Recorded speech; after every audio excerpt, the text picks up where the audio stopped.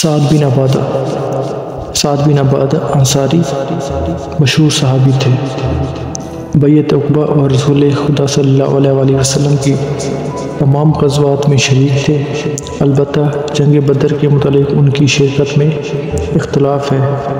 آپ سخاوت میں مشہور تھے۔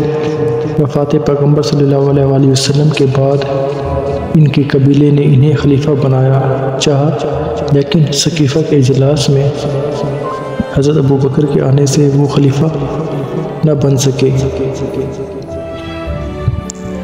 انہوں نے بھی بیعت نہیں کی تھی۔ اہل حکومت کچھ دن تک خاموش رہے، پھر ان کی طرف بیعت کا پیغام روانہ کیا گیا تو انہوں نے کہا، جب تک میرے ترکش میں ایک بھی تیر ہوگا میں تم پر تیر اندازی کروں گا اور اپنے نیزے کی انی کو تمہارے خون سے خضاب کروں گا، اور جب تک میرے ہاتھ میں تلوار ہوگی میں تم پر حملے کرتا رہوں گا، اور میں اپنے خاندان اور پیروکاروں سمیت تم سے جنگ کروں گا۔ اگر تمہارے ساتھ تمام انسانوں کے علاوہ جنات بھی جمع ہو جائیں تب بھی میں تمہاری بیعت نہیں کروں گا، یہاں تک کہ اپنے خدا سے جا ملوں اور وہاں اپنا حساب معلوم کروں۔ جب حضرت ابو بکر کو ان کا یہ جواب سنایا گیا تو حضرت عمر نے کہا، اسے بیعت کے بغیر مت چھوڑیں اور ہر قیمت پر اس سے بیعت لیں۔ بشیر بن سعد نے کہا، سعد انکار کر چکا ہے اور میں جانتا ہوں کہ وہ اپنے قول کا پکا ہے، وہ قتل ہو جائے گا لیکن تمہاری بیعت نہیں کرے گا، اور اگر ایسے حالات پیدا ہوئے تو وہ اکیلا ہی قتل نہ ہوگا بلکہ اس کے ساتھ اس کی اولاد اور اس کا خاندان بھی قتل ہوگا۔ تم لوگ اسے اس کے حال پر چھوڑ دو، اسے چھوڑنا تمہارے لیے نقصان دہ نہیں ہے، وہ فرد واحد ہے۔ بشیر بن سعد کے مشورے پر سعد کو چھوڑ دیا گیا۔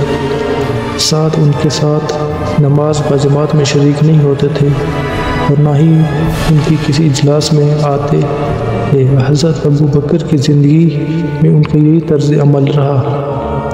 جب ان کی وفات ہوئی اور حضرت عمر خلیفہ بنے تو ایک دن مدینے کی ایک گلی میں سعد اور حضرت عمر کی ملاقات ہو گئی تو ان کے درمیان حسب ذیل گفتگو ہوئی۔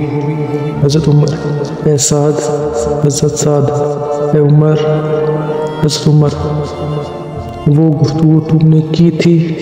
حضرت سعد، جی ہاں، وہ گفتگو میں نے ہی کی تھی۔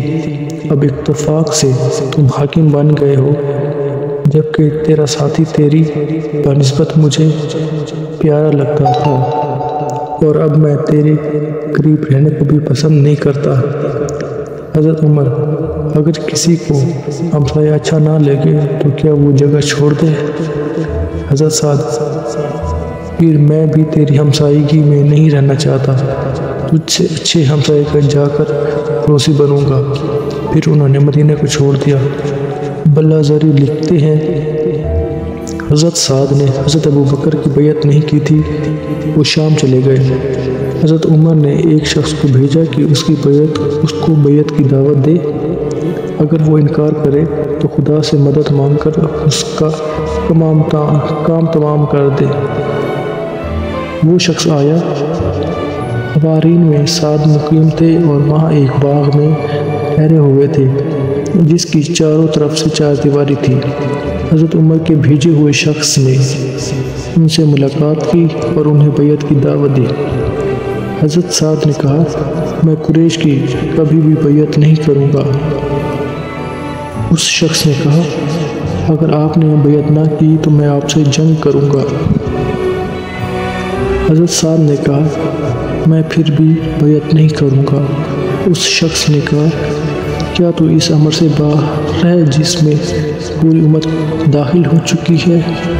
حضرت سعد نے کہا، میں بیعت سے خارج ہوں۔ اس شخص نے انہیں ایک تیر مار کر شہید کر دیا۔